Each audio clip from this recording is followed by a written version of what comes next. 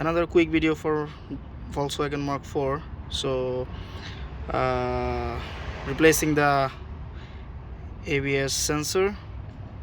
So my one is broken here somehow, and I'm replacing with that. It's a pretty much a easy job. So just one 5 millimeter Allen keys and remove from here and install it, and good to go.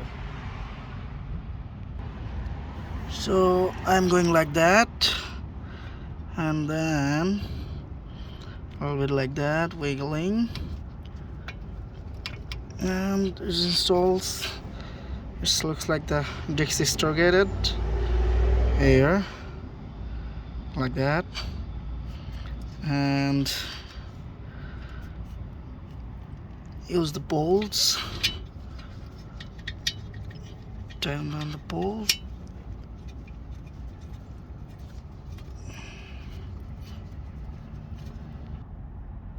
Okay, turn down the bolts and connect the connector.